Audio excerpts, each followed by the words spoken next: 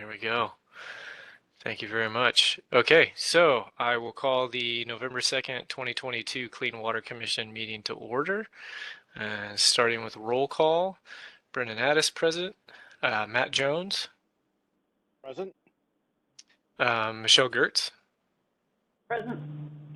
Roger Howe. I'm here. Jeff Kesinich. Present. Thank you. Marie Lamont.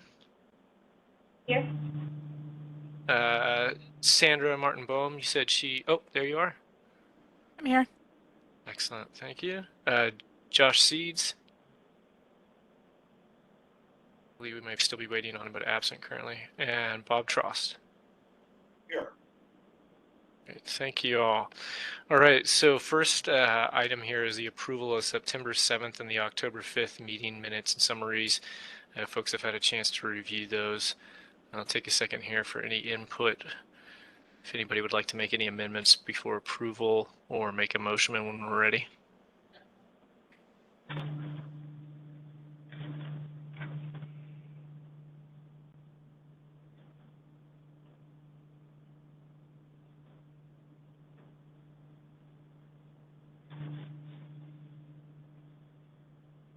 Not hearing any comments at this point. Any motions to approve? So moved. Make a motion. I heard one out there. Motion to approve the minutes. Was that coming from you, Bob? Yes. All right. Motion to approve the September 7th and October 5th. I'm sorry if I missed that. Thought I heard somebody talking. There's somebody, I think, in the background. Bob's. No problem. Okay. Motion to approve. Any second? A second. Seconded. All those in favor? Aye. Aye. Aye. Aye. Any opposed? Not seeing any. Motion passes. For the September 7th and October 5th minutes. Next is public comments. Alice, did we have any comments or anybody present? No comments or anything submitted. And I checked at about 6:20, just last minute. Okay, great. Thank you. And for attendance, you can let the record show I see Josh is present for the meeting. Okay, next, Clean Water Division update. So Jeff, I understand you're stepping in for Brent this evening to give the manager update. Or at Actually, least I'm not sure we were going to do that, but we may just switch the order. That works for me too. Is that, Alice, is that what you were intending? correct. Okay. All right. Great. Sorry if I misunderstood that. Yeah, let's get into the 2023 through 2028 Clean Water Capital Plan. Yeah, no worries on that switcheroo there, Brendan.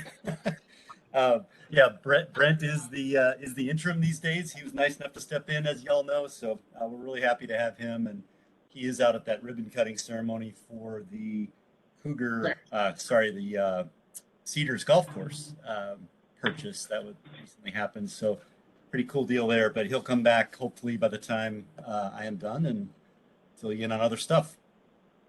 Yeah, thanks for taking a few minutes to go through the Stormwater Capital Plan. This is one of our annual kind of rituals in clean water. We do update this every year these days.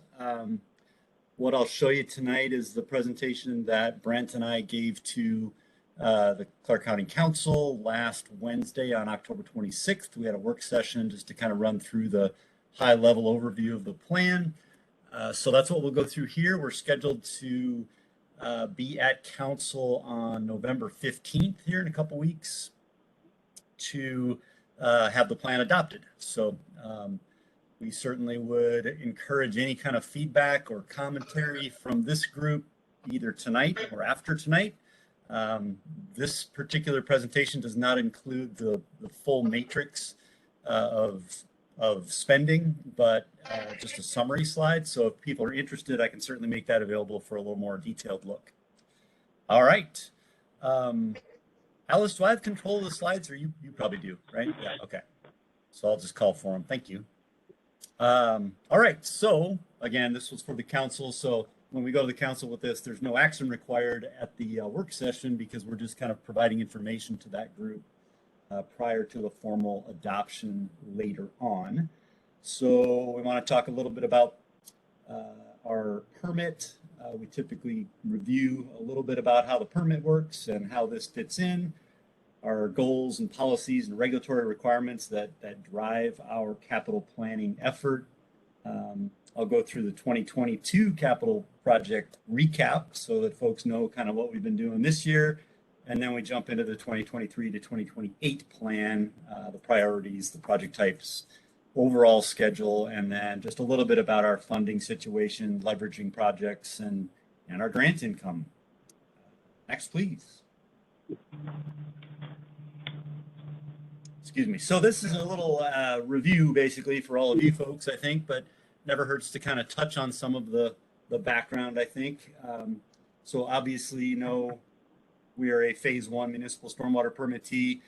So we've got the Federal Clean Water Act as well as Ecology overseeing what we do through the NPDES permit that regulates our discharges to waters of the state. So the permit, as you know, is updated every 5 years. We're currently working under the 2019 August through 2024 July permit cycle. We will get basically a new permit, right, in July or August of 2024. So the out years of the current 6-year plan here are going to be impacted by that new permit issuance. So at this point, we don't know exactly what the structural stormwater controls requirements are going to look like. We think they're going to look pretty similar, but there's always the chance that can color what we'll do in some of those years down the line. Obviously, the permit compliance effort by the county is led by the Clean Water Division. We are supported by a whole bunch of different divisions within the Public Works Department, as well as other departments. Community development figures heavily in what we do as well, meeting a lot of requirements and criteria in a bunch of different components. We do this because we need to comply with that permit. Compliance is very important. That's why we strive to make sure we're hitting all those correct notes. But we always share with the council that at the end of the day, this is about quality of life and water body health and public health. And so while we are avoiding things like fines and third-party lawsuits, it's really about much more than that. So rundown of some of the program components and requirements. Obviously, we have everything from our stormwater inventory down to our education outreach programs that Eric and others are all over. We have watershed planning, source control, the monitoring we do, but specifically for the capital planning component, we're looking at stormwater capital projects and facility maintenance are the two driving forces there. Next slide, please, Alice. So our framework and regulatory requirements, a little more detail. The county's policy is to meet the Phase 1 municipal stormwater permit requirements. Fairly cut and dry. As we are doing that, we do have our goals of protecting and enhancing streams and wetlands, minimizing stormwater impacts to any receiving waters, and then, of course, trying to maximize the benefits of some of our publicly owned lands. Within the permit, the structural stormwater controls requirement and section is what is the basis for the stormwater capital plan. So preventing or reducing the impacts to waters of the state. You're familiar with our maintenance and operations work. So obviously some of the more expensive maintenance that we need to do becomes part of our capital program. When it gets expensive enough, we kick it over into the capital plan. And then behind the scenes, we've got some stormwater management planning going on as well. Underground injection control. We don't talk about this too often, but that is another component of what we need to comply with in clean water. And so we have about 1,600 registered dry wells that are county owned. Dry wells, of course, being just a big manhole in the ground that infiltrates water directly into the ground rather than running off. So we had to go through a process a number of years ago to evaluate whether any of our 1,600 dry wells represent a threat to groundwater quality because of their location or whether they were completed in the groundwater, various other types of things. And so we do have a list of, we started with about 40 of them, 42 of them that out of those 1,600 that needed to be dealt with by decommissioning or otherwise protecting the groundwater from them. We're down to a handful of those left now. After 2023, we'll be down to single digits. So that's been a good program as well. Next slide, please. Okay, so a little summary about the 2022 capital work. We had 5 projects in construction this year. So 2 of them were primarily water quality efforts. That picture over on the upper right is our Mount Vista 8 stormwater facility. That's a grant-funded project. We're taking an old, it's an old flood control drainage facility that didn't provide any treatment or really any flow control. And so we're converting that into a 2-celled wetland system to better deal with that water, and that drains into Whipple Creek. That project is still in process, and in fact, we're going to have to button it up a little bit and do a little bit of work next year to get it finished due to some delays. Everything seems to be delayed these days. It's probably all of you run into in your own worlds as well. But we're happy with that project. We think it's going to be a good improvement there once it's completed. Our other one that's also currently still in construction is Northeast Hazeldale Avenue between Cougar and 94th Streets, between the creek and 94th Street. That one we're putting in a whole bunch of underground cartridge systems, so a cartridge vault as well as some catch basins. As you know, some of those areas over in that part of the world were developed, before there was really any stormwater control requirements at all, and so we're going through a lot of work in the Cougar Creek, Suds Creek areas, trying to get some treatment on that water before it gets into Salmon Creek. We've got our phase 2 of our big Schreiber reforestation out in the East Fork Lewis. That is just going to be finishing up. That in total for the 2 years is a 13-acre planting project. So that one's pretty cool. Like I mentioned, we have underground injection control. The Country Meadows project will get completed. It's under construction now as part of the large county road project over on 99th Street east of Leichner Landfill. If you're familiar with that project or location, big project going on over there. We have a very small part of that project, but we kind of attached it to the big road project and saved some money there. But they're going to be decommissioning 11 of those 43 wells that I mentioned, all in one big package there. So that's pretty cool. Knocks out a bunch. And of course, the Cedars Golf Course, we're able to kick in some money towards that purchase that Parks Legacy Lands made. So we're really happy about that, which again is where Brent is this evening. I think Eric was there also. He may be back already. I think I see his name there. So, but kind of celebrating that purchase. We had 5 projects in design, and then our planning efforts were focused on 2 more of the lower Salmon Creek tributaries, Kenny Creek and one we call 114th Street tributary. And then we always have our ongoing reforestation planning to look for the next places that we want to do that. Next, please. Okay, so moving ahead into 23 to 28, obviously the same priority. Number 1 is always required capital repair projects. So anything above $25,000 repair on a particular facility kicks it into the capital category, and we put it into the capital plan. So that is always a priority, since we want to make sure we're managing what we already own before we build a whole bunch more stuff. As mentioned, we've kind of been focusing a lot of our water quality projects in the lower Salmon Creek tributaries. Those are some areas that they just really stand out with high traffic and low amounts of current treatment. So we've got Cougar Creek, Suds Creek that we've been working in, and now this year we're adding some projects in those other 2, Tenney and 114th, to kind of continually expand that program.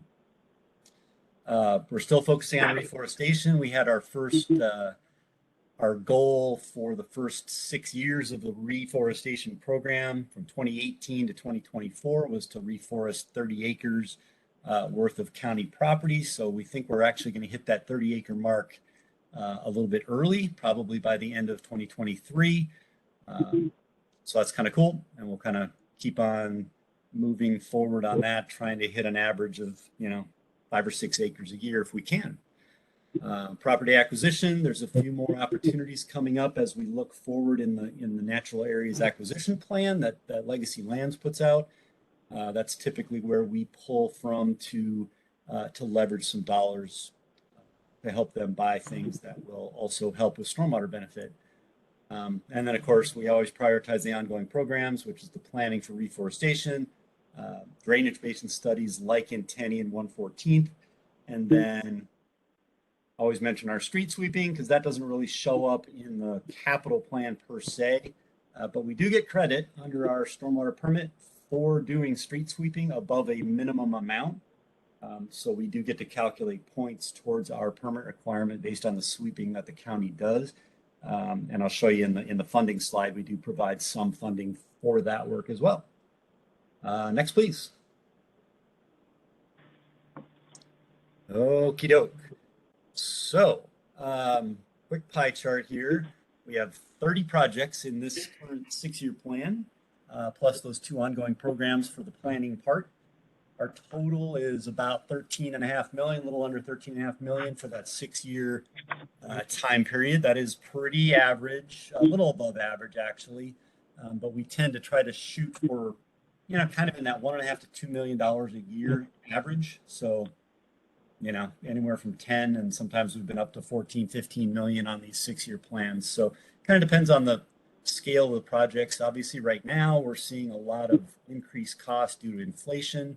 A lot of those construction costs are going up substantially. So a lot of the increase from last year's plan to this year's plan is actually due to projected increases in our construction costs, but also a couple additional projects. So, water quality projects where we are taking dirty water and cleaning it. Those are kind of the lion's share that we're focusing on right now. We've also got some money in hydrology projects where it's more flow control, dealing with large amounts of runoff. A lot of that money for that hydrology piece is the Heritage Farm wetland restoration project up there on 78th Street at the Port Farm. And then the rest of the pie is kind of rounded out with the rest of those project types, and most of them in a fairly modest amount of investment. But you can see like capital repair for the 6-year period is about 600,000, and on down from there. All right, let's hit the next. All right, we may need to zoom in a little bit on this if we have that ability, but and here's where you can go back and take a look at this or the 6-year matrix. This just essentially kind of condenses the whole 6-year matrix into one slide, so you can kind of see there we go. So in the orange print is going to be the dollars that we have already spent on a given project. The blue is going to be what we are anticipating spending in the 6-year plan coming up. And then the basic schedule, you can see where it's a lot more packed on the front end, right? So we do tend to front load these because we know a lot more about what these projects are going to be. So that when you look at this, the 2023, 2024 years, we're pretty confident about what those will be, although we still get some movement in those projects as well. But as you get out a few years, then it's a lot more fluid. There's some placeholder type of projects in there because we don't really know what's going to necessarily come down the pike by then. But as we go, that's one of the reasons that we update this every year is as we know more and more, we can tighten things up in those closer years as we go. And Alice, if you wouldn't mind scrolling down to the bottom of that real quick. Thank you. So over on the right-hand bottom there you see the street sweeping. We do put about $1.4 $4 million every 6 years into the sweeping program. However, that is not money that we take out of our capital programming budget. That's money I take out of my maintenance budget. So a separate piece of the budget. But it's $240,000 a year that we put into the sweeping program, and we typically use our part of that money. The county does much more than $1.5 million worth of sweeping every year, but that 1.4 million that we contribute goes directly towards the arterial sweeping program, and that is designed to focus specifically on the arterial roadways that are the high traffic areas, and that's where our money, we feel, can probably make the most difference, because that's the, again, the biggest bang for the buck. We get a lot of pollutants off those roads, and so that helps them to kind of maximize those areas. All right. The other thing I'll say on this, since we're down at the bottom, way on the left side there, where it says Merritt's Hideaway, there you've got some of those repair projects. Those tend to be on the front end of these plans as well, because we will work directly with operations typically to get those lined up and put into the plan. The ones you see there, we had a tough year as far as staffing and materials delivery, things like that, supply chain stuff here in 2022. So some of those projects we had hoped to do repairs this year, weren't able to do that. So we kicked them over to 2023 and we'll front load them there. So we'll hopefully have a little better luck with some of those uncontrollables in 2023. All right, let's keep on moving to the next one. Thanks, Alice.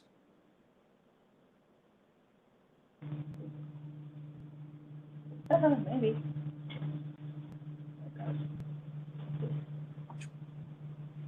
Okay, just a quick funding slide. So $10 million was our 2022 adopted budget for the entirety of clean water. You can see the two largest pieces of the pie there are the capital expenditures and maintenance and operations, each accounting for approximately a third of our budget in 2022. And the rest of our primary functional areas kind of arrayed down from there. The thing that you will notice year to year, as always with these budgets, is that the capital spending is the one that varies the most significantly. If you recall, last year's was quite a bit lower. We didn't have as many,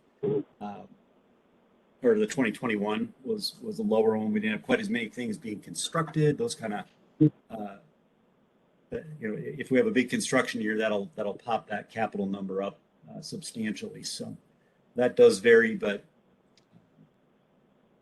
quite a lot of our program does go into those two buckets. Next, please. So I mentioned the leveraging at the beginning.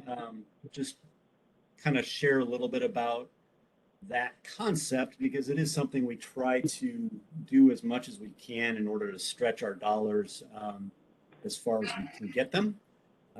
Some of the current ways that we're doing that are, of course, the property acquisitions. Those can qualify for capital credits. So by cooperating with Legacy Lands, such as the Cedars Golf Course purchase, we can leverage some of our dollars to stretch the Legacy Lands purchasing power. Our reforestation program on county lands, of course, is trying to improve those areas. The wetland project out at Heritage Farm, that's it completes a component of that farm master plan out there, but we can do it without using general fund. Plus we get capital credit under the permit. So that's a winner. We saved a lot of money out at the UIC retrofit project at Country Meadows by bundling it with the 99th Street project. So we get a good economy of scale when we stick our little project on the end of a $19 million road project. So we saved a fair amount there.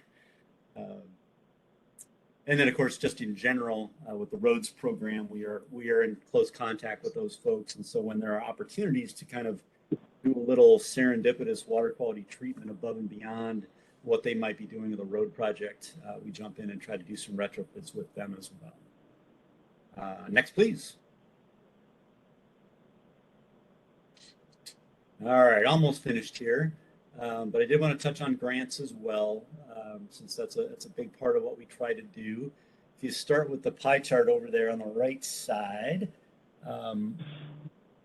pretty much Clean Water started getting into the grant business back in 2011. That was the first time the program really went after any grants, and we've tried to continue to pursue grants when eligible through that last 11 years or so.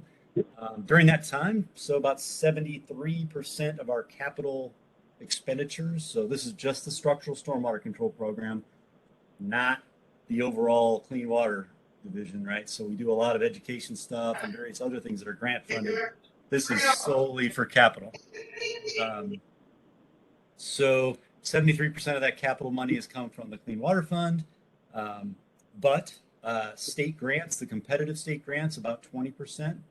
And then we've also received a couple of state provisos, which are just direct legislative provisos where they say, we're going to give you this money, go build a project with it. And those are administered like grants, but they're actually just appropriated money from the legislature that we do not have to match or anything like that. So, but when you put those together, they're basically our outside funding for capital. So you're at about 27%. So we're between a quarter and a third of our capital work has been funded by grants and proviso. So we're happy about that, but we want to keep that track record going. We've got 2 projects in the current plan that have about 1.1 million awarded towards them. We just finished submitting a design proposal a couple of weeks ago, just for a small amount of money to get a design going for one of the projects in the plan. And then over the next 3 or 4 years, we'll probably be submitting for construction grants somewhere around $4 million, possibly more, worth of funding that we'll be asking for. So fingers crossed, hopefully we'll get a large proportion of that. We typically have in the past, so we're hopeful that that'll continue. But so we're looking forward to getting a little bit more of that help. Let's see. Next one. I think that might be the last one, actually. Yep. Okay, so I think I mentioned at the beginning that the next steps on this are just to get some feedback from you all, feedback from the council that we started receiving and kind of got their thoughts last week. And then we'll be up for adoption November 15th. Feeling any crazy thing happening between now and then? So that's our basics. If there are questions, I would be happy to chat about any particular part of that. And like I say, we can make the more robust products available over the next week or 2 if you want to look at things in more detail, if you happen to have the interest.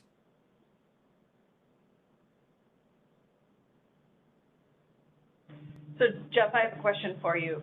Yep. And this relates to sort of prioritizing projects, but also where things fall in terms of the capital investment. So the Philbrooks Farm stormwater facility evaluation and repair, is that one of the capital projects in the plan, the next 6-year plan? And how did that end up getting prioritized? Was it because of urgency or what are the criteria that you use? And I know the partnerships had some questions about that related to capital. Absolutely, yeah. So I don't know how familiar you are with that particular situation out there, but yes, it is in this plan. Our hope is that we can get it designed, a solution determined and designed and built in 2024. That's the fingers crossed proposal. We never know, but yeah, the Philbrooks Farms one, that was elevated onto this plan and kind of towards the beginning of the plan based on the severity of the situation and the fact that we've got kind of a public safety issue out there. and also an issue where we're really disrupting kind of the intended use of that area while we're studying it and trying to get it fixed. And so there's some impetus there to try to get it corralled as soon as we can, right? So the issue there has been that it's an interesting situation because the stormwater facility on this large tract is entirely underground. It's an underground infiltration system, and so it's designed to store the water that comes into the system during rain underground in large tanks and then infiltrate it directly into the ground. It has an overflow system on it that's supposed to kick in during like very large storms, 100-year event type stuff, right? Where water would flood up onto the surface of the ground temporarily and be held there because the system's over full, right? That's happening a lot in like many times a winter and on regular, like kind of regular heavy rain events. And so what it's doing is flooding up onto the surface. Wouldn't necessarily be a terrible thing, except that the surface of this parcel is supposed to be open space and park space for the subdivision. It was a planned unit development, and so the HOA maintains the surface as a basketball court and playground structures and a variety of recreational amenities that are then unusable or unsafe because of the deep water. We're talking like a foot to a foot and a half of water in a large area. So what we've been doing the last year is working with a consultant to try to determine why it's doing what it's doing. We think we know why. We are now working on confirming that and trying to design how to make it go away. So that's probably more than you really wanted as an answer, but but it is something we're definitely focusing on this next year. Does that help? Yeah, that does. One of the other questions, there are lots of, there are at least several similar subsurface infiltration tank and so forth systems in the area. And the area is, Missoula flood outwash, so it's pretty complicated from a subsurface flow standpoint. There's been a lot of recent development and compacting that may have affected, what might have been tested or as the natural infiltration in the background. And I wondered if that might be coming into play at all in the system. Yeah, I mean, we'd be speculating, obviously, but I think that maybe not so much the fact that everything's compacted around the area, but there are some limitations, right, to the modeling and designing that's done with these systems, especially the really large ones. So what we're finding in studying this one in particular is that it looks like it's, the calculations that were done to design the thing, they check out, and the water levels and the groundwater levels that are there typically check out with what was tested pre-development, right? But sometimes that just doesn't play out in the real world when you take a subdivision's worth of water and stick it in one location. Sometimes just the dynamics of that make it not work very well. So this thing infiltrates fine and it drains out after it floods. But what we're finding is that when rain is occurring, there's just not enough capacity. It comes in too quickly, and the groundwater, instead of being able to push down, it just mounds up. And so what we're getting is the groundwater is normally down where it should be. It rains, a lot of water comes in, and instead of going down, it kind of piles up under the facility and fills up that infiltration space, right? And that storage space. The only place it has to go is up onto the ground. So that's a oversimplified, probably not very helpful description of what happens there. But we hope by putting a little more storage out there, perhaps, we might be able to capture enough of that water to keep it all under the ground instead of letting it come up on the surface. That's the hope. So, and it was the safety piece and the public piece that really made it a higher priority. Absolutely. Yep. Yep. So, from the Yeah. Not that other stuff isn't important too, but yeah. Yeah. Thank you. Yep. Any others?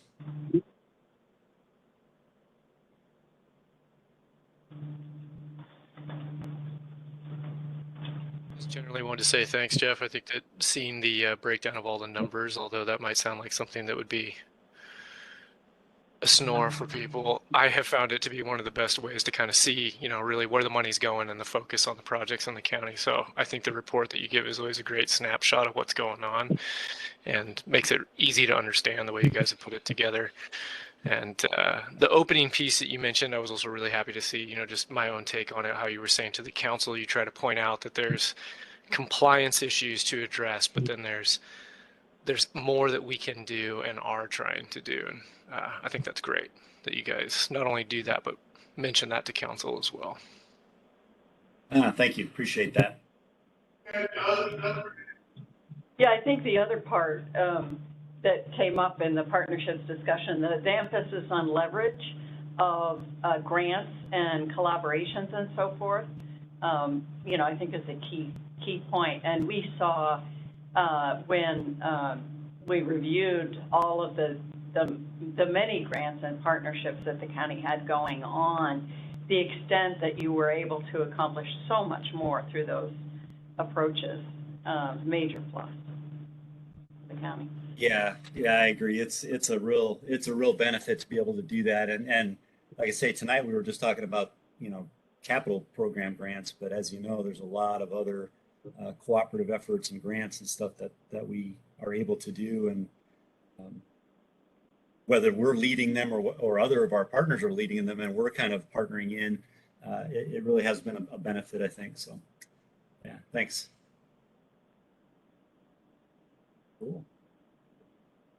All right. Well, I will maybe provide the more detailed stuff to Alice here in the next couple of days, and maybe she can make that available if anyone wants to take a look at the document itself or the actual matrix. And then, of course, you know where to find us if anyone wants to talk details or pros and cons or anything else. So always love to do that. Thank you very much, Jeff, to you and the rest of the team over there. Appreciate it. All right. Good to see everybody. Have a good night. Thank you. All right. Alice, I saw that, or I believe I saw that Brent came in. I didn't know if you want me to circle back to the manager's update. Sure.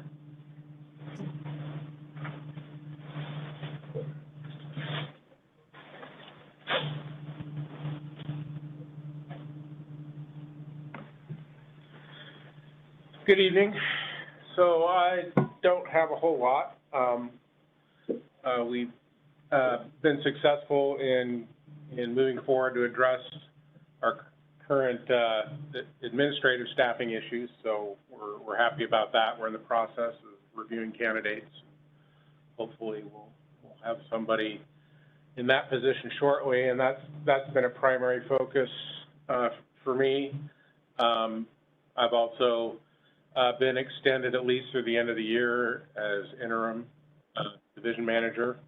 I anticipate that will continue, but unfortunately the way the county's looking at it, they're doing it in 3-month lumps until they make a decision about how they're going to get a permanent replacement in place.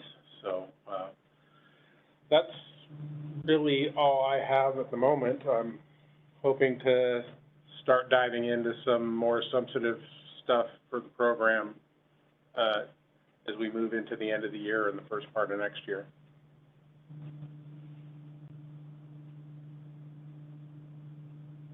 Sounds good. Well, thank you.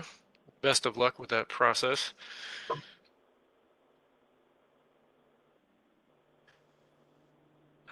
If there's no other comments or questions for Brent, I'm hearing any. No? I will Next, if we've got you on the line for education and outreach report.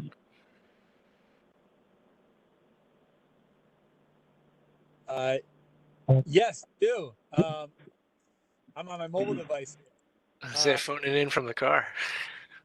Yeah, because I just got done with the giving a little nature walk at the Gordy Jolma natural area, which is incredible. If you haven't checked it out, I encourage you to do. What an acquisition with Legacy Lands and Clean Water Funds that was. I mean, I honestly can't think of an acquisition that can make more of a difference than going from a course along Salmon Creek than a natural area. And that just happened. So that's remarkable. And it's a great group to give a nature walk to. Other than that, we're getting close to finishing out our Don't Trip and Drive program campaign contract with the Watershed Alliance for that. Looks like they'll be doing their final workshop, I believe, on December 4th. With some of the remaining funds to spend down, we're able to pilot a new kind of part of the program where they're going to be able to provide more financial support for workshop participants to get leaks fixed. So that'll be an interesting program to see how that kind of plays out. It's been something that, with the whole life of that program and the evolution of that program, has always been something that people have been considering.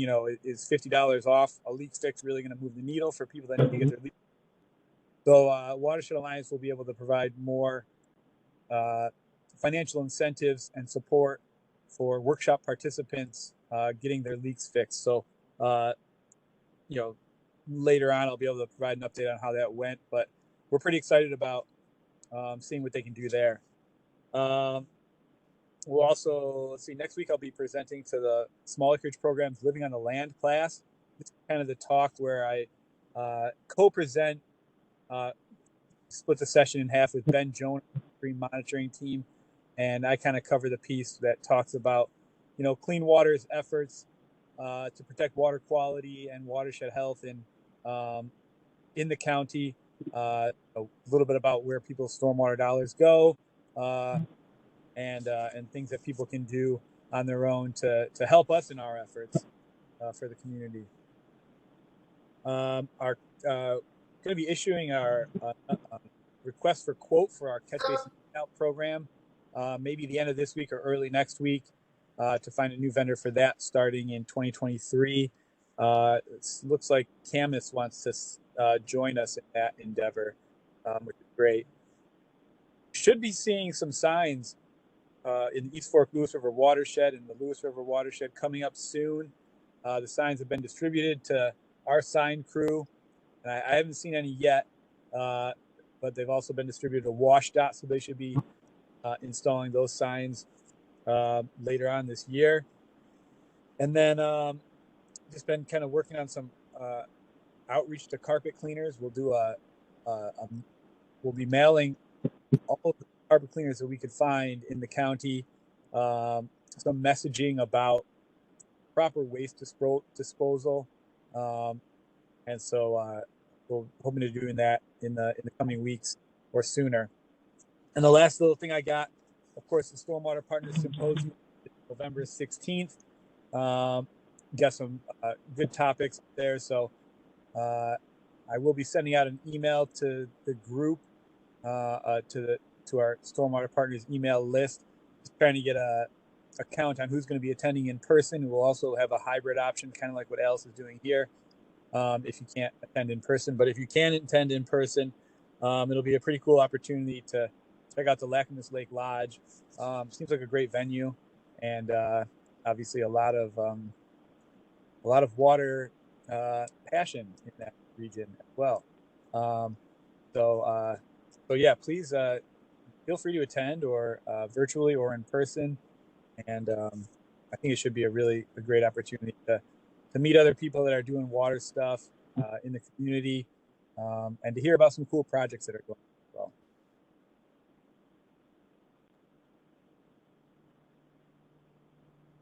Thanks, Eric. I encourage folks to go. I will not be able to make this year's, but last year I was able to attend virtually even, and it was great, rewarding.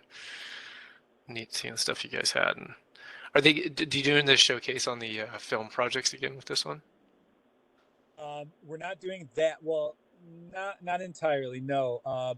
So the first presentation, I'll be co-presenting with Katie Meckes, who works for the East Multnomah Soil and Water Conservation District. She's also on the steering committee for the Clean Rivers Coalition, and will be. This is for that keynote. I always try to provide kind of like a professional development, learning experience, and value add type of presentation. And so I'll be kind of talking about the Follow the Water campaign, and I was on a subcommittee on in the Clean Rivers Coalition with Katie and Roy Ilwai from Multnomah County to develop a logic model for our work. And if you're not familiar with logic models, it was my first time kind of really getting in and creating one and learning about, how they can really be a great guidance tool for any organization or project or campaign. And so I'll be kind of laying the groundwork for the Follow the Water campaign, and Katie will kind of move into kind of how we develop that model for that campaign, and hopefully by doing that, we'll kind of feed two birds with one worm, I guess.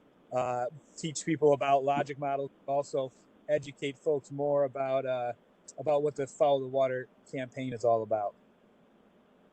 And we'll also be hearing from Lower Columbia Nature Network, which is another really, really cool and interesting group that meets bi-monthly, I think. Definitely Google them if you're interested in connecting people and communities and students and whoever with nature. Obviously, that's a key component to the Follow the Water campaign, because we know that people local water is more likely to practice stewardship behaviors. And then we'll also be hearing from Lower Columbia Great Partnership, their stormwater projects, particularly out, I think, in East County.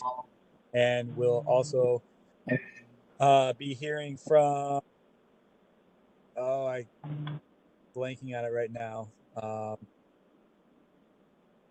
Take my word for it. Two other groups that are doing great work. Is it going to be recorded? Would it You know be what? available? I will, now that you mentioned it, Brendan, for you, yeah, I'll record it. I was kind of back and forth, like, is anyone going to watch it if it's recorded? But yeah, now it will be. Yeah. I'm curious about that logic model as well. Yeah, that's good stuff. Also, thank you for the friendlier version of the two birds metaphor. I hadn't heard that one before. I got to break that birds thing, so I'm doing it one at a time.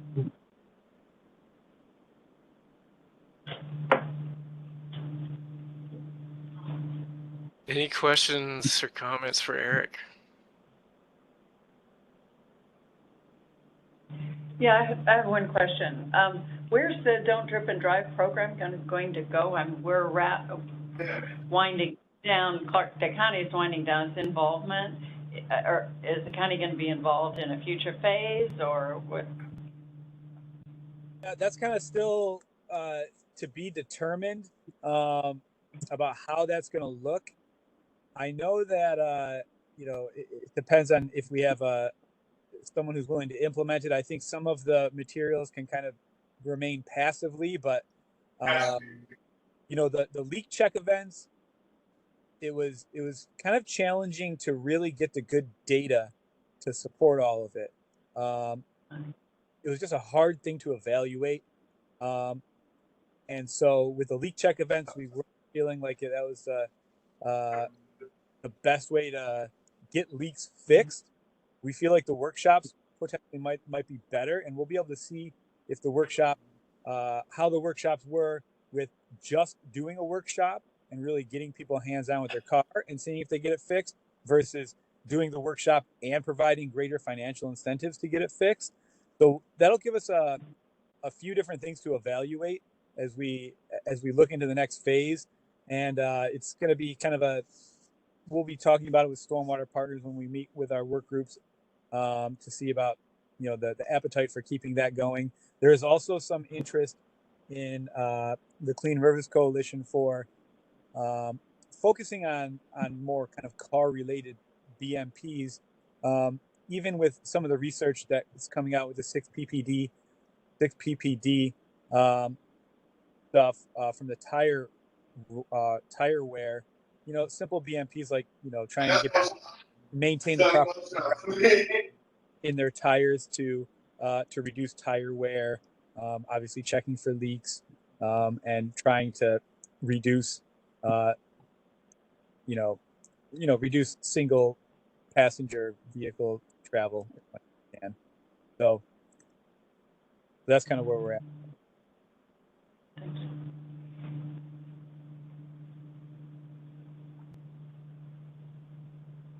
Nobody has anything else for you, Eric? I imagine you'd like to get that car back home. Thank you Thanks. very much. Appreciate it. Real quick, before we jump to Alice's staff liaison report, just a housekeeping request. If you have background, if you just mute your speaker if you're not speaking, if the background noise comes in sometimes when somebody else is talking. Alice, if you have a staff liaison report for us. I do. It's actually fairly short. We have 10 or 11 applications for the Clean Water Commission. I reached out to over 25 different organizations, probably close to 30, everything from the neighborhood associations to, everywhere. And so we've gotten a lot. The reason I say 10 to 11, I need some direction from Brent and or the commission on what you want to do. I have one person who sent in information and questions about if we were taking applications and gave some information about themselves, but didn't formally submit a letter and a resume. Contacted me yesterday, today, and said, did you get my application? And no, there wasn't anything in the email. And so they then submitted follow-up information for that. And so technically it was past the deadline, but so I needed to find out how you want to proceed with that. They did indicate, they did give, there's enough probably there in the initial to talk about it, but they definitely gave more later. I don't know how you want to approach it. Throw it into the pile. I second that. We're still in the review Okay. process. Don't disqualify them on a technicality. That's kind of where I was going to go with it, and that'll be something. So we have 11. 10 were emailed, 1 was mailed, and so, and lots of very qualified individuals, so it'll be really good. The matrix needs a lot more work, and I need to actually get some direction from the county managers / council managers and things like that because of some policy of where they want to see commissions, advisory boards going. My thought was we do not, unless you want to use the last one, we do not actually use a screening matrix. We just interview all of the candidates. So, Can you remind me, the screening matrix was used during the interview process? no, or before, prior it was to? where we would go in and evaluate. You got 1 point if you had a high school education, or maybe half a point for high school education, Okay. a point for PhD, got this amount, multiple degrees, got this, and we're different points. So it definitely rewarded somebody who had a lot of academics versus so if somebody had a PhD and was a manager and did these things with, and was a, you know, or was on boards or was an elected official, would have a lot more points versus somebody who was a high school graduate who owned a auto body shop but was an avid fisherman and involved in these other things. They would be very, very heavily weighted, and if you're just looking at the metrics, the person who may be very involved in the committee, you know, involved in the, and has a very valuable voice and experience, as opposed to a lot of people who have a lot of education, or are, you know, responsible with multi-million-dollar budgets and things like that. So there's a level there, and that's part of what talking with at a higher level and on the DEI aspects of something that our that group for the county, we're talking about where do they want to get, we need some direction of, you know, where does this go? So that's where we're bringing it up. So it's more heavily weighted, and we can be consistent and continue to do that. I haven't actually looked beyond just a cursory glance, and everybody seems to be very well educated. Well, a question here. As I recall, that was used to narrow the number of people who were interviewed. And it seems to me we're on a fairly short timeline here in order to get this done. But I'm not sure that there's value in interviewing 11 people. There are a couple of ways, you know, a number of ways it can go. You know, one is to revise the screening matrix in order to interview fewer than the 11 people. The other is to simply use an interview matrix, because you have to have a way and set of criteria, and work the review and the revision, any necessary revision into that matrix. But you would need to interview 11 people, which might be a challenge also on the timeline. Could you set out a questionnaire, maybe those same questions, for like initial screening, and then choose from that? So it's kind of even a blind where you're not really looking at the person, but just, you know, what are these answers? Can you narrow down that one?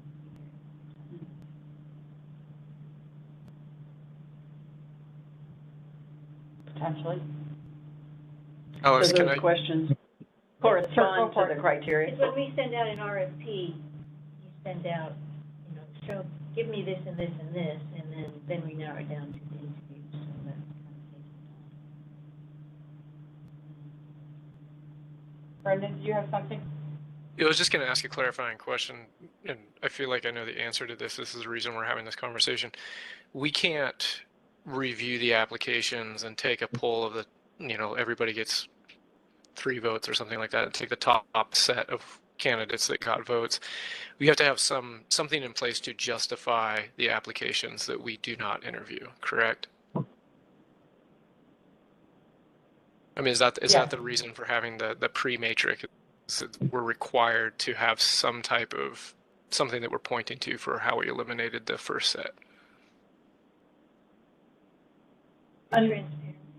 More transparency, and that was one of the things. Different departments and different boards, I am finding, are doing things differently, and that's also one of the questions for the 6th floor.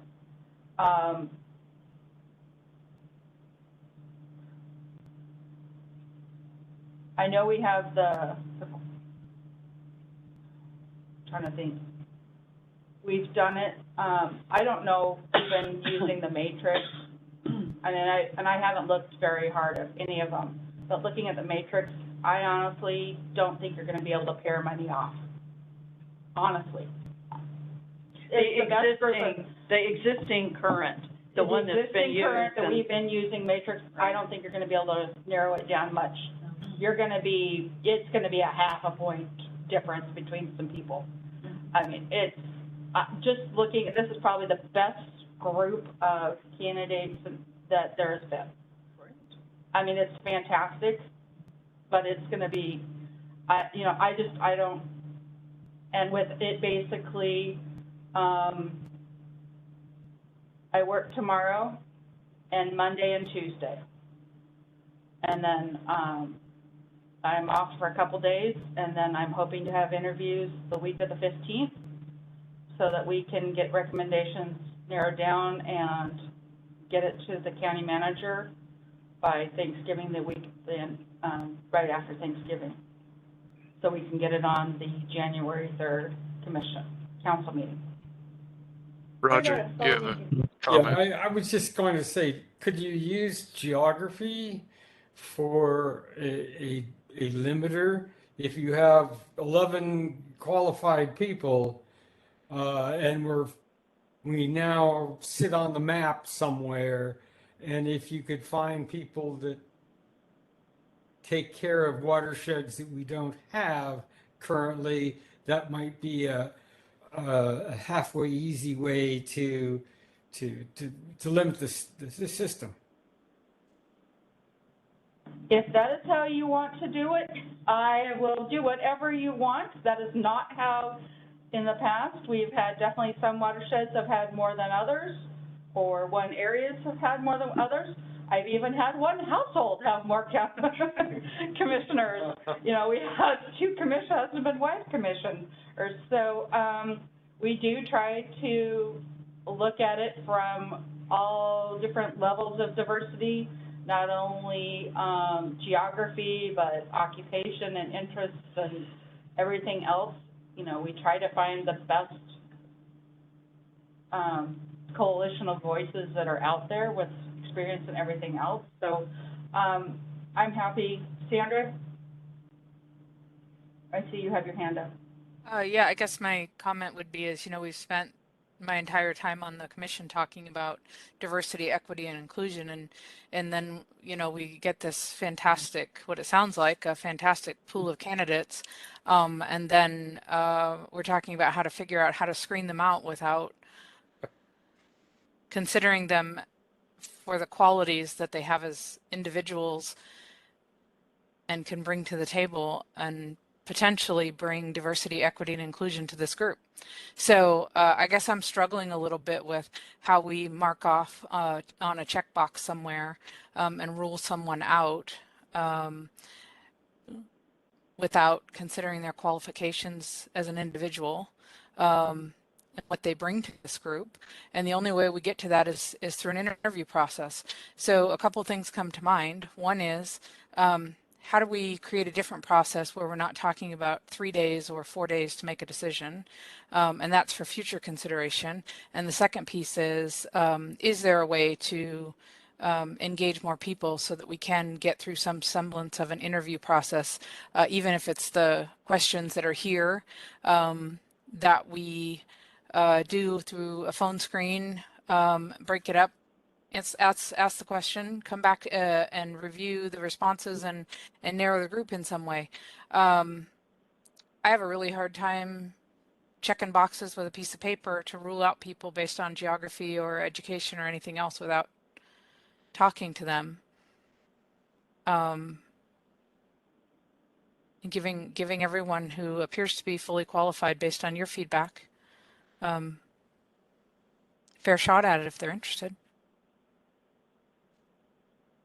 I would say, Sandra, I'd like to offer Go a ahead, Bob. suggestion. I think that we ought to consider ranked choice voting, and that all commissioners are given all applications. They're given the opportunity to rank those people. We use these to get the top 3.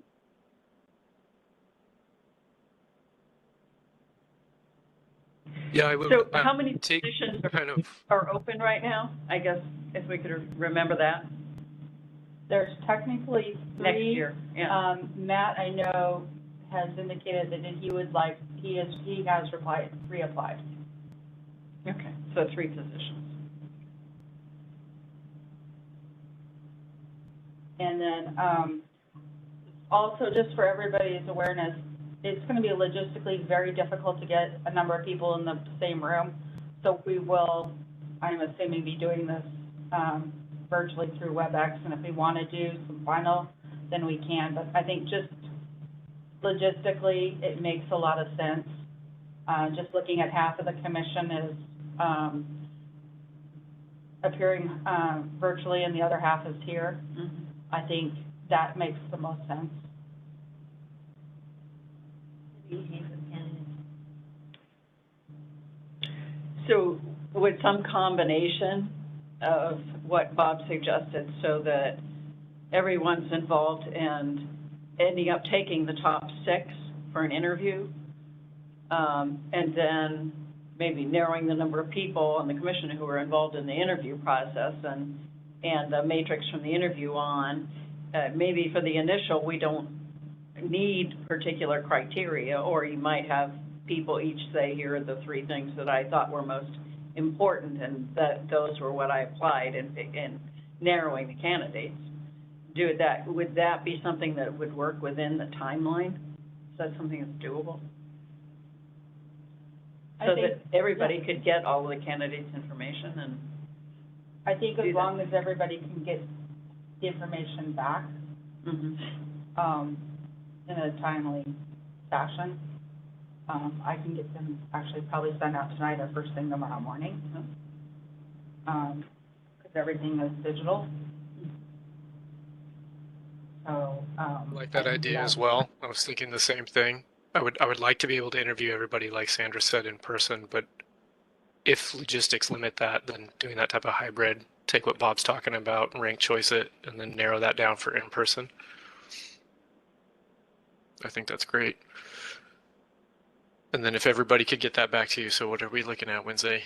If you sent that out tomorrow, Alice, given that you have a short timeline, I don't know if people would be able to get their input to you by this weekend, if that's too late. If, I think start of business Monday morning. If I have it by 7. Okay. If everybody gets before the start of what business, I can work on it. So that I'm clear, sending out all the 11, I think there's 11 applications. And please make sure that you send back your ranked choices to me, not to the whole group, obviously for OPMA reasons.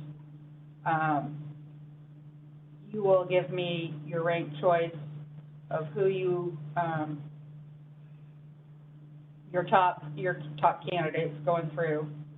And then the top 6 will be interviewed hybrid or video. And then do you want to then have the committee can make a decision, the selection committee can then make a decision of whether or not they want to do additional in-person or go from there? I just want to make sure I'm following instructions correctly. Because I know we've had multiple discussions. So we would each be picking our top 3? Top 6. Excuse me, but I think we each have a rank 1 to 11 if there's 11 candidates. Okay. We submit that. Okay. All of us, our submissions are due by Monday morning. Alice takes the top 6. Those are the 6 that are interviewed. At that point, the selection committee recommends 3, the council reviews, that's the end of it.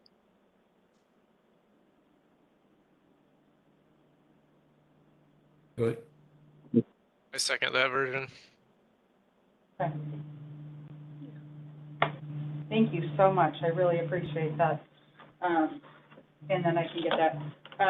So I do need a couple volunteers from the commission. Because I don't know, Brendan, are you going to be able to, traditionally we've had chair and vice chair, but the vice chair is a candidate this year. So he probably shouldn't be on the interview panel. Yeah, Can I I ask know what you are and I the were other- talking a little. Sorry if I spoke over some. I was going to ask, what are the other 2 positions that are open? Murray and Michelle Gertz's position. And are you, either of you reapplying, or this is it? Would the two of you be willing to do the interviews? Since, I mean, I guess you don't have to work with whoever they are, but. Yeah, see, that's, and I think that's one of the problems, because Yeah. I think it's really important for the group to know and understand each other's sort of capabilities and interests and so forth, particularly as we're going to hear a proposal later on today in this meeting.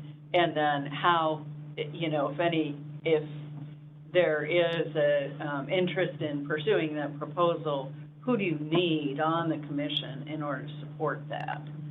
So I'm speaking for myself, but don't really feel that I am necessarily qualified or the right person to be making the decisions on who's working with the future team. I mean, I'm glad if you guys think I should, I'll help, but, you know, that may not be appropriate. I will volunteer to serve on the selection committee. Okay. Bob? Alice, I can help us if however you need me as well. Okay, thank you, Bob. Sandra? You put me down too. Okay, and Jeff. And if the three of you can, please let me know what your availability is for the 15, 16, 17, and 18 of November. I would appreciate it. Right now I've got the afternoon of the 15th going into the evening blocked off, and sometime in the 17th and the 18th. A lot of it I'm having to coordinate with Brent's schedule as well, so there's some things there. So if you could let me know. And I figured on the 16th with the stormwater symposium not to do anything after that. So I figured that was enough stormwater stuff for the day. So that's that. Right, I will inform you right now. I'm available for any time other than the stormwater meeting. Perfect, thank you. And then, so that's a lot of great things there with the applications. I'm really looking forward to it. Fall supplemental budget, the council approved that yesterday for the county, and they are working on, I think the county manager's office is going to be submitting out soon the 2023 budget. They are working on getting the clean water admin position filled. I do need your pictures and your lists of activities. If you could do it before the Monday after Thanksgiving, I would sure appreciate it. I've been, one of the things I was working on this last month was the Mill 2 modeling report for helping Rod and for that, and I know that he's submitted that out for review in the area. So very busy. It's the start of the new water year and start of the rating season, and they've had capital plan just was presented, and a lot of grants, a lot of different things are going on. Obviously, you've heard Eric, he's got a lot going on with education outreach, and a lot of code compliance issues are definitely, and especially with, I'm getting a lot of impact from with the rainy season starting now, getting a lot of phone calls about, from the citizens and residents, issues that are going on. So that's been really busy as well. So, and I think that's pretty much everything I have, except for, I do really want to thank Marie and Michelle and Matt, but in particular Marie and Michelle, since she'll be, stepping off and not looking at renewing. I really appreciate all that you've done for the commission and myself, and a lot of the advocacy that you've done with the community, and you work so well with everybody here and creates a lot of bridges and a lot of partnerships and with different various organizations and stakeholders, and helping with a lot of education and outreach over the years, and the history and all of that. And I really, truly appreciate all that you have brought. And I hope that you do not stay strangers as you come back. I fully expect to see your name on the public sign-in sheet. So you were on for 4 terms? No, I Three was terms. on for 7 years. So 7 years, I filled so- someone's term. Well, what people don't know is that she's the person who influenced me to get on it. I came and visited a meeting and like, yes, I want to with her and the rest of the team. Great. So there's been so many changes over the years, and it's nice to see people stepping up and having this synergy of moving forward. So I think it's good that Michelle and I, you know, I don't think anyone should be there that long, you know, kind of, 'cause I think you could get stuck. I like to see everything that's going on. It's been fun. I'll stay because I'm just too busy. You know, I think you don't want to overstay welcome. Well, no. You can always see me, you go take a breather and then come back. Maybe when I retire. But thank you very much. I really do truly appreciate all the work that you guys have put in. It's greatly appreciated. Thank you. It's been an honor to serve. Thank you. And definitely for Matt too.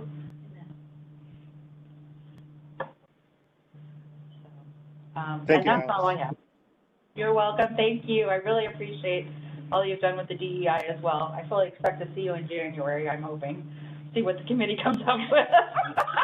That'd be really bad. That'd be We'll see. terrible. But We'll see. I you know. Because I do appreciate all the DEI work and resources that you've helped with that.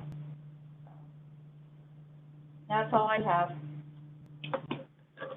Alice, appreciate it, all your effort, and I second what your comments for Michelle and Marie. Thank you guys both. Working group updates, bylaw updates. We've been trying to meet, but we have not been able to get our schedules coordinated. So it'll be something that hopefully we can work on towards the end of the year. And if not, I'll continue on with in the future. And if anybody else wants to jump on and help with that. Sounds good. Outreach, we have recruitment, onboarding, and engagement, as well as new commissioner training manual. So I didn't make the last meeting, October, the special one. It's the first meeting that I ever missed, ever. But, so I didn't hear what you were talking about, your engagement. So I think we'll just have to take what our committee did this summer and build on that, which sounds like it's probably happening.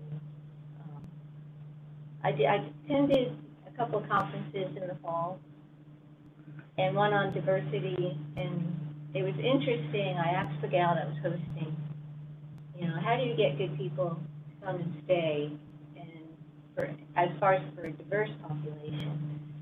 And she said the only way you're going to get people to do that is to pay them, because you have to be privileged to be on an advisory board as a volunteer.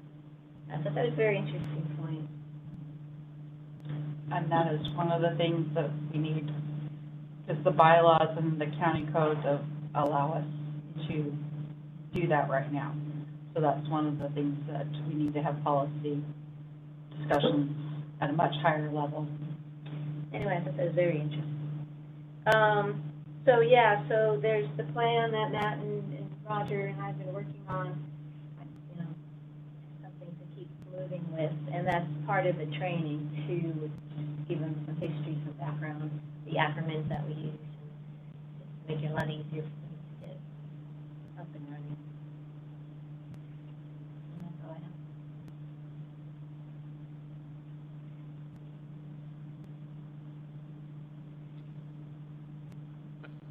Ships. Proposed action plan.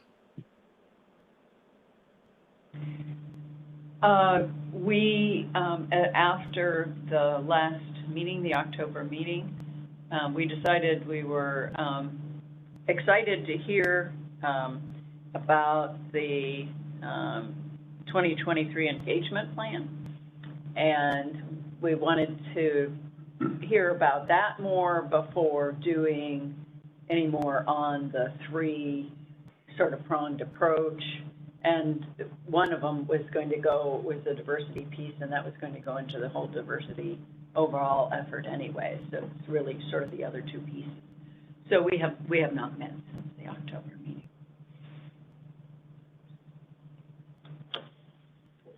Thank you. Research.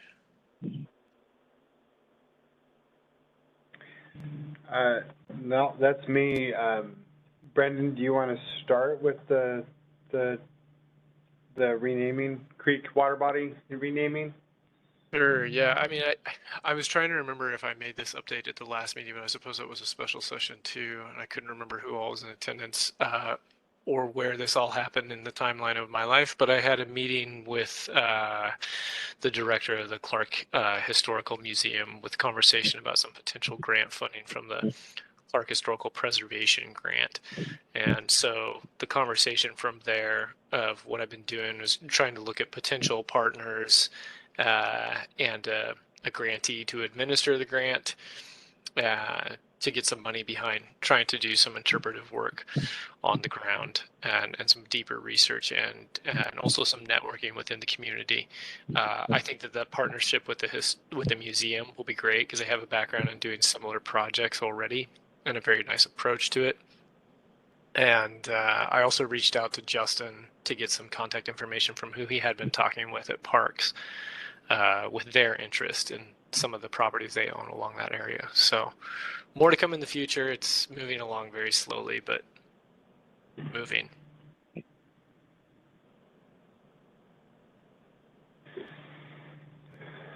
Okay.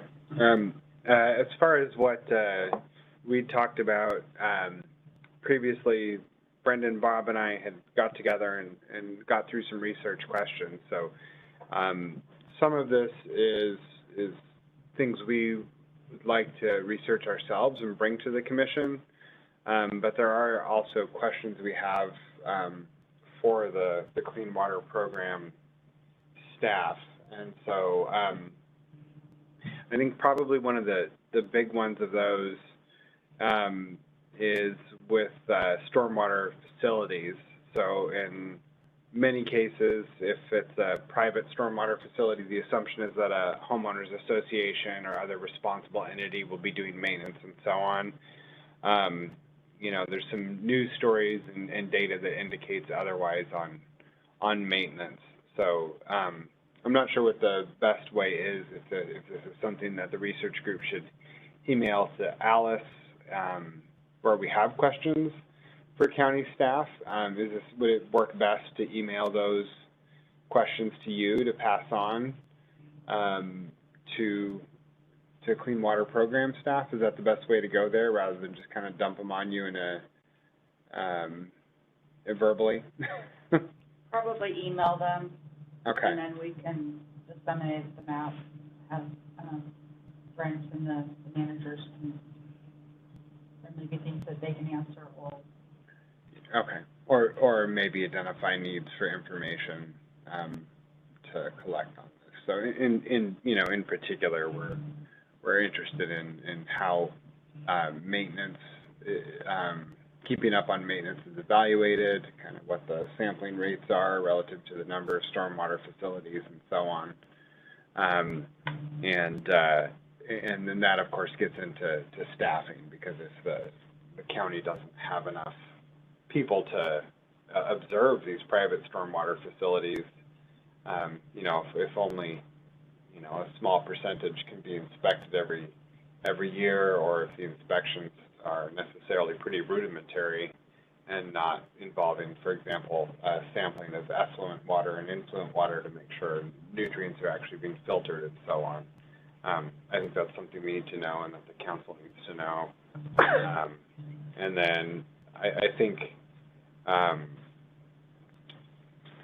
one of the other kind of major areas we were interested in, and I'm bringing it up now not because I expect county staff to be able to immediately get answers to it or remember this, I can email it after consulting with Brendan and Bob. But you know, we're also, one of the other questions we're interested in is how much does the county rely on Department of Ecology requirements in contrast with priorities that are derived from the council or from, you know, kind of study and prioritization by staff themselves.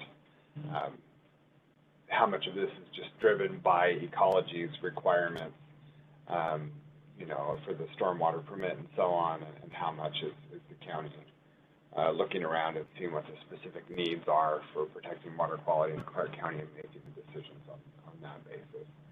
And, you know, is there support from council for going above and beyond what ecology requires, or is this just sort of driven by the legal minimum requirements? And we have some other things, but you know, we're interested in I think taking a look at how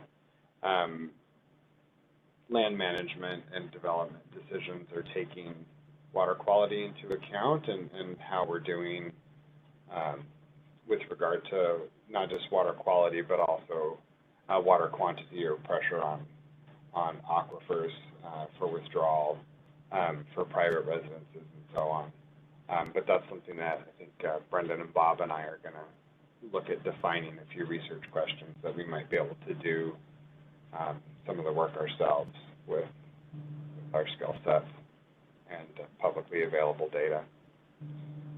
So I will work out the exact wording of the questions with Brendan and Bob, but I think kind of for starters, we want to dig into the private stormwater facility maintenance and inspection, and what's guiding clean water staff priorities, and if there's something that we can do to raise the profile for a sort of Clark County specific program rather than just trying to check ecology's boxes, if that's what's driving things. Brendan or Bob, did you have anything to add? No, not right now. I'm going to lose this connection very soon, and I would like to take part in the next discussion. Good. Yeah, thanks, Josh. I don't have anything else to add. Appreciate it. Next topic, the unfinished business or action items with regard to environmental justice is the item listed.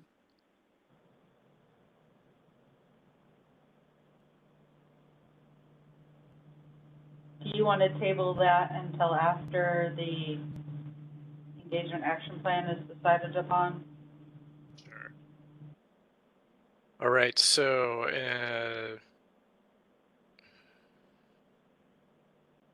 let's jump to that then, since we have a list of a couple items here. Can we just jump to that proposed 2023 engagement plan?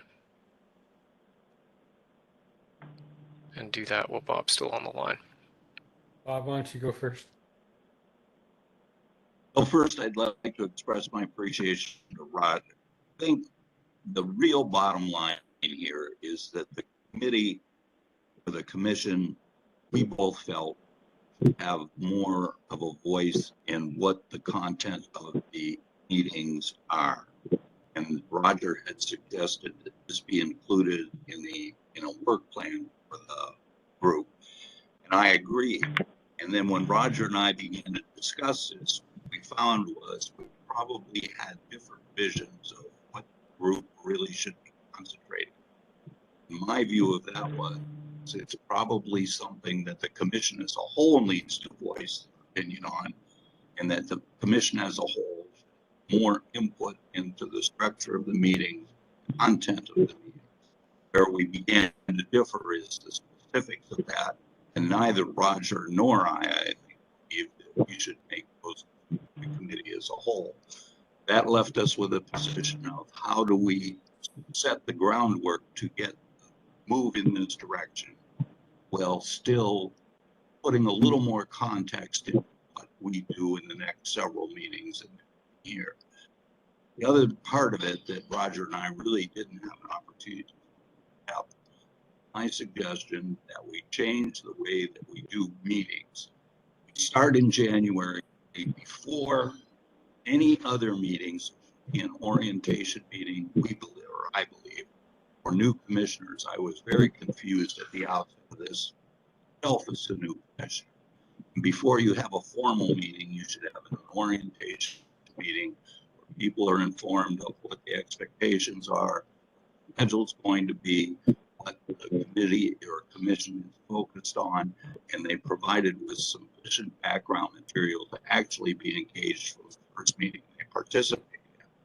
That's what led me to thinking about rescheduling the way that we have meetings each year, and to have basically an offset of a month.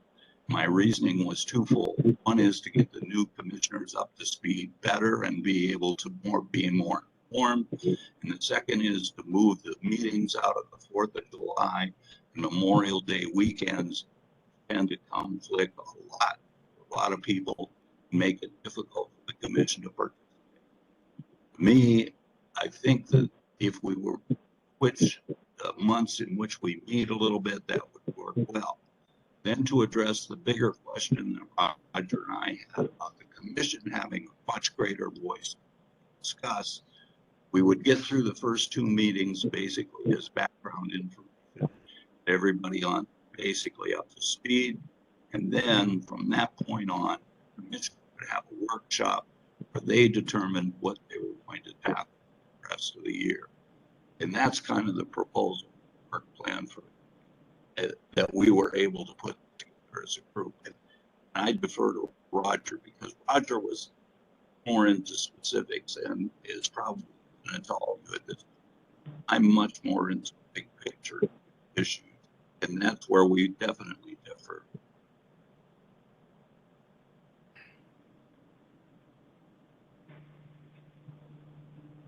Thank you, Bob. Roger, do you have more to add on that specific you just mentioned? I thoroughly agree with Bob, but as he's mentioned, I did get a little bit too specific on this because I wanted to take a topic, and I kind of feel like a new guy here because I've only been around for a year, and that was on online, and I really didn't get into it. But looking at it, I just picked a subject and I almost took it as random as just stormwater, and took a look at what we do as a commission, what is done, and then I took a look at what the specifics are of the facilities that we have all over, and then where the problems were, and took it in 3 separate 1-hour presentations in the first 3 main meetings of the year. This would give the people that were new and even the people that had been around a while a review and really put people on the same kind of page. And the topic of stormwater came because that's what we do, but there's an awful lot of other topics that could be mixed into that whole process. Taking a look at specific watersheds and where they are in this, are they clean or dirty business, to me is very important. So we've got this investigation part of this process, and I really don't know how to put that together. I'm a field guy, so I like to go out and I'd like to take a look at the upper reaches of the Lacamas watershed or someplace to know what's going on. And I take my tools with me.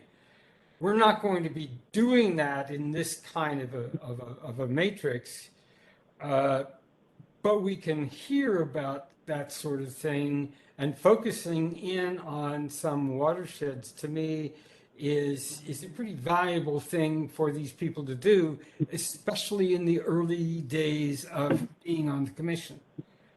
I don't know. It was we kind of left it because we weren't getting to the specifics of putting a meeting together. I mean, I write curriculum. I wrote it for 30 years, but writing curriculum for the Clean Water Commission to go forward in time is pretty dang difficult. But I think it's important that we really train the new people that are coming on board about not only what we do, but the problems we face. So, and we will both go forward with this, but we kind of need some little bit of direction.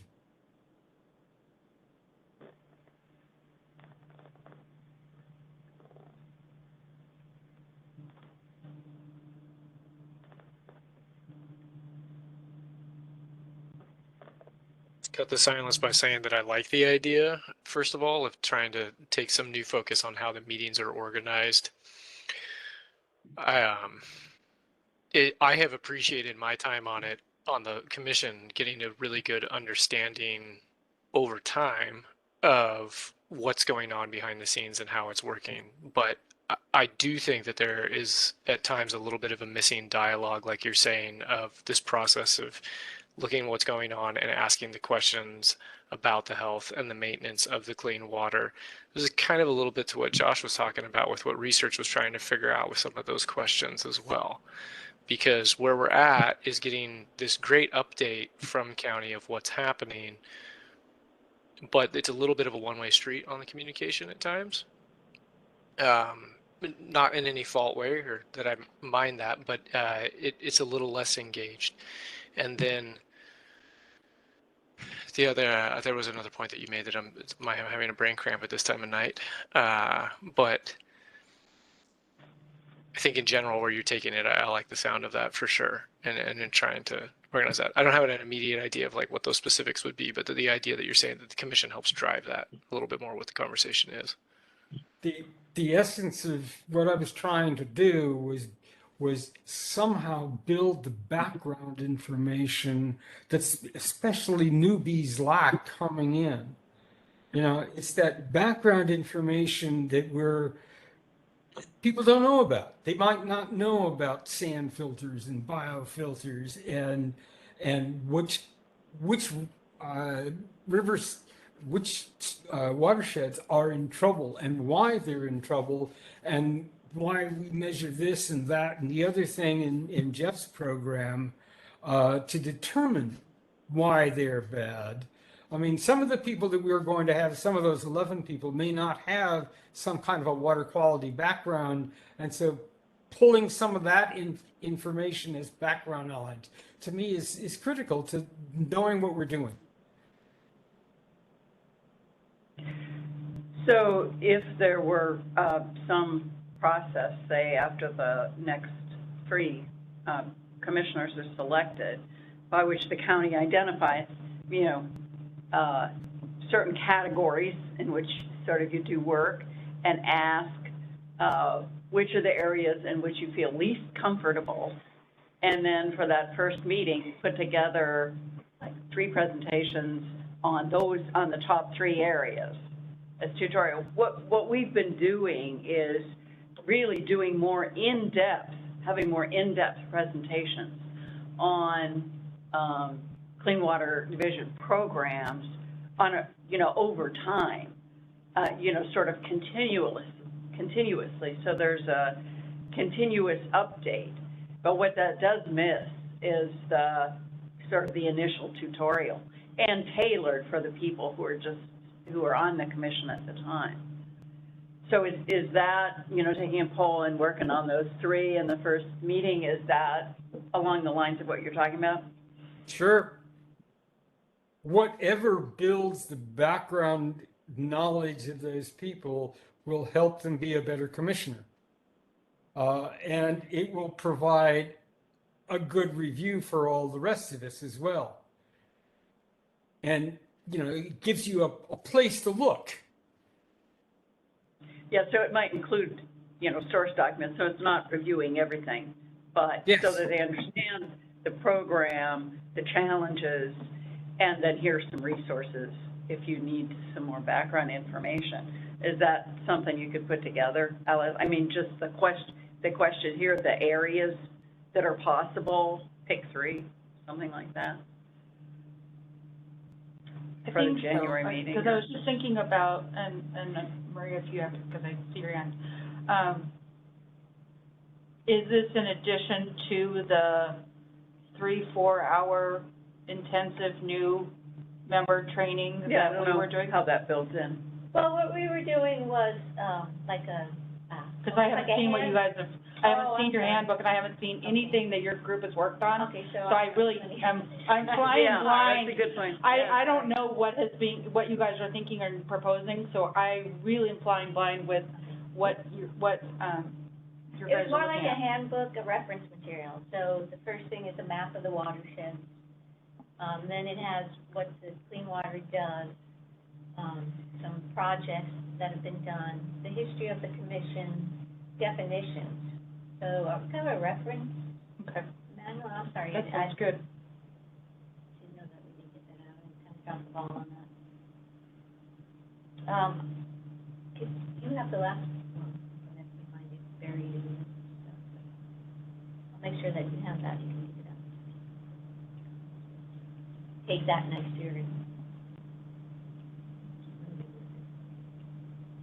Well, it could be for January that there's some combination of the handbook and the first meeting and presentations to go over some of the background stuff that's missing. And I think when we had field trips, it's very helpful because then you're meeting your fellows and you're kind of, you're not being recorded, you can chat with them, and then you actually get tours of the different things that's going on as far as the stormwater facilities or the treatment part or the monitoring part. So, yeah, maybe having a spring trip would be helpful. One of the things, I'll just throw it out there, a couple different things that, because I just pulled it up because I wanted to make sure that I was remembering this correctly. And obviously, bylaws can be definitely changed, but technically the meeting format is set out in the bylaws. And maybe it's one of those things where maybe we don't need to have as specific, or maybe you don't want to have as specific of bylaws that get down to, what, what groups are emailed, at what times and things like that. And also like the format, this will be happening, at minimum, these are the topics that'll be covered, the location. And also, it's very specific about, the first Wednesday of January, And then we have added the extra meetings, and then we have also added as a special when we've been able to do the field trips. So when I was looking at the proposal, I was like thinking, oh, we're cutting out all this extra, like the new training, which was, we would traditionally, it was much more, not as robust, but it was right before the first meeting, and that's one of the challenges, is that potentially we'll have 2 or 3, people, will have, the new commissioners will be approved on January 3rd, the day before the first meeting, which is always, we're looking at the first, so, and I'd be happy not to have it on holiday weekend kind of thing, but, I'm, whatever the commission wants to do, I'm very happy to help and do whatever you want. And you guys are all to my back, so I don't see you. So, I guess I should probably turn, but, so those are some of the things that whatever you decide to do, we'll need to make sure that, we move forward with it, and potentially maybe it's something that if you did do the offset of starting on the second week, February, and February through December kind of schedule, then there's a little bit more breathing room about getting, people appointed, because we generally we only have one council meeting in December. And I have to have things submitted a month in advance. So, there's a lot there, of, timing wise, of just the sheer logistics of it, which that's my problem, and I'll make whatever I can do to make it happen. But, I know other committees and commissions, they have an offset where there's somebody starting I'd rather not have constant interviews every month, every quarter, but you could do something like that, or bring them on starting, April 1st, as start of the new reporting period, or what, And I think they did that in the past. It wasn't January at the beginning of the year, and they did change it to just be more consistent, because it was creating some problems with staggering. February, the first meeting in February, start the year in January, if it meet in February, that just give you that whole month. That's what I was thinking. That would be great, because that would then give time to have multiple trainings and things to get new people up to speed and those kinds of things. Bob, did I see you had something to add again?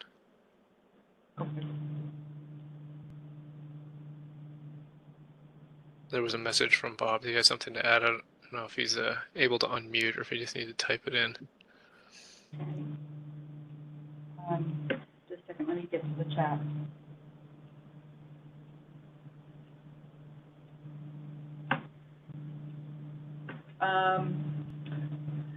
Bob is muted and has something to say.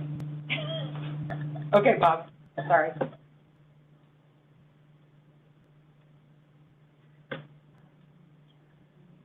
You're not able to unmute, Bob, and you can type it in. I'll read something across. I would just say, Alice, to what you were talking about, my comment would be, obviously we want to work within your workload and the requirements of whatever the county has for it, but if there's anything need to do with the bylaws to change, let's figure out the best system for us and not let the self-created bureaucracy stop us.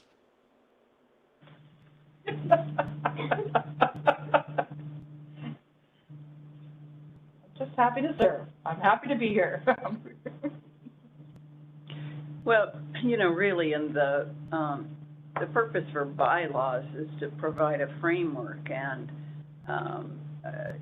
for the mission and the objectives of a commission or an organization. It's not to hinder it. It can provide some guidance and, some standards. But I'm not sure we want bylaws to be so specific as to hinder it. At least the county bylaws, because Alice and I did look at them. Do they have to, though, legally? I mean, because there are a lot of things that can be included, and one might think that would be a good idea, but actually when it comes down to workability, and with the changing times of the kind that we've had, they've made it a lot more difficult. Just working with a number of different nonprofits over the past couple of years. Well, we Let me try this again. Can you hear this now? Okay. Yes. You can. Yeah. All right. Yeah. I apologize for the difficulties. This is an odd arrangement, and I apologize for that too. But I want to emphasize that the idea here is that January be devoted to bringing the new folks up to speed, be that through the product currently in development for giving people background information along with the normal orientation meeting. But all that should be done before the new committee members attend a real regular commission meeting.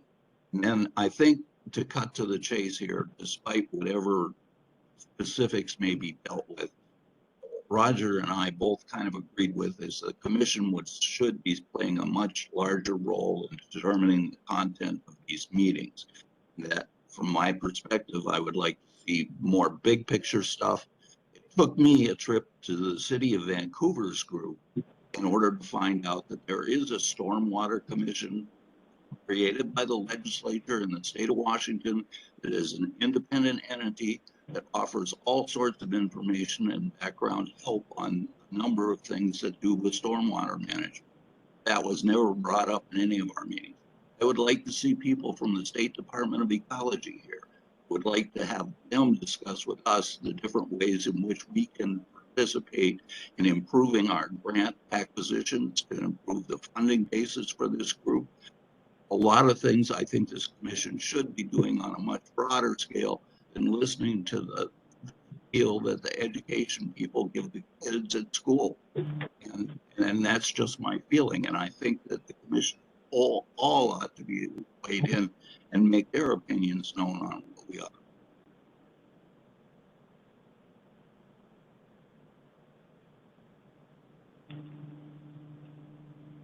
I thoroughly concur. Summary on this topic this evening. Do I take it you two are still continuing to work on this and put this together? I think that, you're saying take January right now. Let's keep that in mind for orienting new members, especially since we're going to be doing some interviews, but continue to flush out this process of how we shape the meeting agenda a little bit more. We can certainly try. So am I That's hearing is there a motion to move the January meeting to February, or have it later in the month, or something along those lines? I think in order for this to work efficiently with the new commission and not spend a whole another year trying to get this squared away, the thing to do is to devote January to the orientation of new members and existing members that want to sit through it, and that we switch the meetings from the first Wednesday in January and every other month to the first Wednesday in February. And that will give us time to put the orientation meeting together. And we have a spring workshop, which is devoted to the entire commission, spending some time and effort in determining what they want the content meetings to be. And I would suggest that the February meeting should be organized along the similar lines that we've had, and that after the February meeting, we have a workshop, entire commission, on the content of meetings for the rest of the year. I second the motion. All those in favor? Whoa, just a second. Make sure I have this down. Michelle, second. Okay, so, In discussion.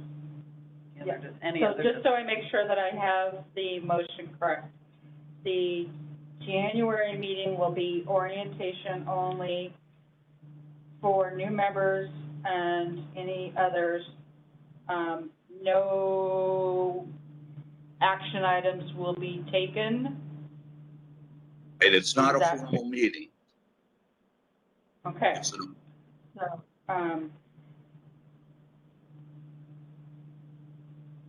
and then, because it'll be the orientation, although technically it could be a meeting if we have a quorum. And then you're looking to change the bylaws to have the meetings now starting on the first Wednesday on even months, starting in February. Yes. Yeah, okay. Could we leave that kind of flexible for now? We don't know Or do what you we're want going to to just do have is it going to be- work. And it'd be nice to try it for a bit before we did. Make huge bylaw changes. But in truth, it doesn't, I mean, we could change the bylaws to proposed meeting dates, and we can change them whenever we want, right? Yeah. This stuff I don't know, I've been part of many commissions and groups, and none are this rigid.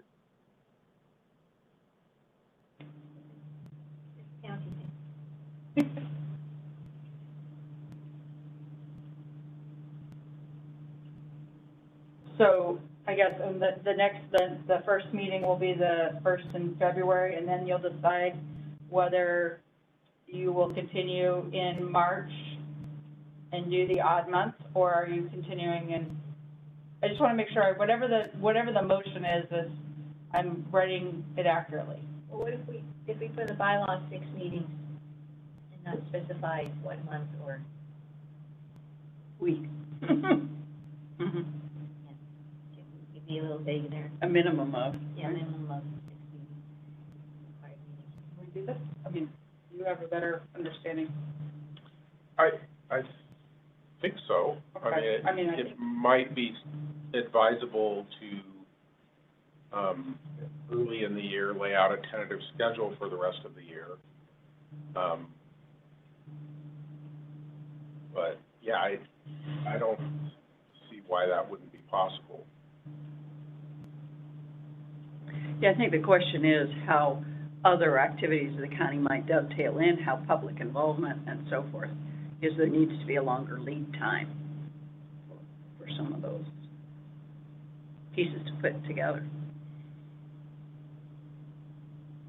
Yeah, I would agree with that. Rather than leaving it kind of open-ended, I would suggest that perhaps we decide at the February meeting. It could be kind of difficult for those of us that have travel schedules to have an open-ended meeting schedule for the year, particularly since we have an attendance requirement. I would be fine with that. I actually prefer the new schedule. Yeah. It gets it out of the way of the holidays. We, avoiding the holidays, having a meeting, the 6 meetings that we have that are regular, January, March, whatever, and the 2 emergency meetings, that to me is fine. It's filling out what is going to be in each one of those meetings that gets a little difficult. I've never known how you do that, because almost every meeting I see the agenda, oh boy, we're going to listen to this, and I don't know if there's what kind of advanced planning goes on. I can definitely fill you in on all that in the future, because I know everybody's of what these are and how they're planned out. And a lot of the times I do take recommendations such as, stormwater facility, private stormwater facility inspections. We did have Rich and Carrie come in and talk about that earlier this spring, but definitely, we can look at those kind of things again, but that's where I've gotten the interest. We've had Department of Ecology come in, Devin Rostifer came in and talked about the program, and as we've talked, and so, I generally take when commissioners request or say, gosh, we wish we would have this, and we fill it in. But I can definitely, that'll be something we can work on and I can have it proposed, or you, commissioners can give me a list of ideas of what you would like to see for the upcoming year, starting in February, and that could be something that you vote on, moving forward, of what you'd like to see. Yeah, that's actually what I thought the first workshop of the year should be. I think the commissioners should be in the same room as much as we can together, or like this. And we should have a discussion about what we want the meeting content should be for the rest of the year, what we want to try to accomplish. Maybe we want to focus on one specific thing. Maybe we want a much broader perspective. I think it's got to be by the consensus of the group. To me, anyway, that's what makes the most sense. So after the February meeting, there's a workshop scheduled in the following month for the entire commission with a specific purpose of trying to map out where the commission is going to try to get in the next year, or for the remainder of that year. Is there a reason we can't do that on the February meeting? We could, except for it seemed like Roger in particular was keen on even providing more background than the orientation meeting was intended to provide for the beginning commissioners. He seemed to feel that it was important that the foundation be better built than we had currently. And I tend to agree with him. There's a lot of things that we're left to kind of figure out on our own. But it didn't bother me that the first formal meeting was sort of an enhanced view of this is stormwater management in Clark County. This is watersheds we're dealing with. These are the problem areas that have been identified. This is the kind of money and where that money goes. And that so all the commissioners are on the same page. There was some logic to that to me. And then after that meeting, when everyone has a reasonably good foundation, the commission sits in discussion and tries to determine, okay, where do we want to take the commission? What kind of things should the commission get involved? Or should it be involved with a specific thing? Should it be much broader perspective? And I've mentioned a few of the things that appeal to me. They may not appeal to another commissioner. I don't know. And that's why I think it has to be done as a group. It has to be a workshop. And I saw myself comfortable with the idea that we would have the orientation meeting, the first February meeting, and then the meeting in the following months, specific workshop to map out the year's activities, including, I don't know who writes the annual report. Apparently we're responsible. And at some stage, it seems like we have to figure out who's going to be responsible for that as well. I'm sorry, I've rambled on a lot here. No, it's good thoughts on it. And just to answer that last question, Alice has largely been carrying the load on that one for us and making those things come together. I would, if we don't think it's too much, I would propose that maybe the February meeting be a spillover. You have a January orientation, and the February can be more of what you're mentioning there for more background, and then it runs into that conversation of, okay, well, now what do we want to talk about? What do we want to focus on for the year? And I feel like with the amount of time that we take, if we can focus the meeting on those two things, that we could get that done in that amount of time. I'm good with that, Brandon. So could we move then, for the sake of time, we're past 8:30 here, so I want to be respectful of everybody's evening, but correct me on this. If we're looking at a motion for a January orientation meeting, not required, but it could be a formal meeting just because of quorum, orient new members, February meeting the month following, with the primary focus being on continued orientation background, followed by conversation on agendas, meeting focus for the year ahead. I'm comfortable with that. So am I. And I think Bob and I can put together and with the time that it's going to take and all of the references and the images and the videos and whatever it's going to take, it's going to take a little time to put that together, but we have enough between now and January to get it together. So it's possible. It'll work. Okay, and I would really like to be a part of this process, just so I can make sure that everything gets copied, and if there's other things we need to do. Yes, ma'am. So, okay, and is it still the initial Bob is the moved, and Marie or Michelle second? The January 1st meeting, the January meeting is orientation for new members. The first business meeting will be in February, and it'll be a continued orientation, small amount of business, whatever needs to be done. I don't know what'll need to be done. And then following up on setting out the calendar of events for the rest of the year. You have to do approve the annual report. Yes, I know, that's why I'm like, yeah, I know, that's why I'm like, there's gonna be some business. Or, and it'll maybe. In February. In February. In February. Like, so there'll be some business that has to get done in February. Yeah. So are we calling for the vote? We ready for that? All those in favor? Aye. Okay. Aye. Any opposed? All right, passes unanimously. All right, thanks you folks. I have way overstayed my welcome. I forced the place of business to stay open past their closing time. I have to say good night. Thank you all. Thank you, Bob. Talk to you. With regard to everybody else's time, Alice, I want to ask if any of the other items here, that this election of chair and vice chair, are we required to carry this out this evening, or can we table this to the future?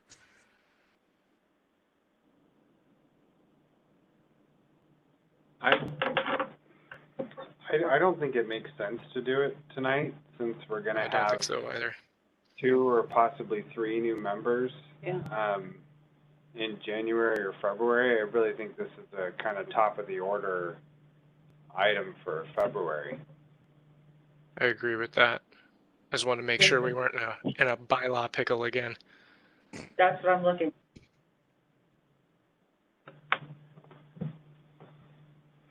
Dill or sweet?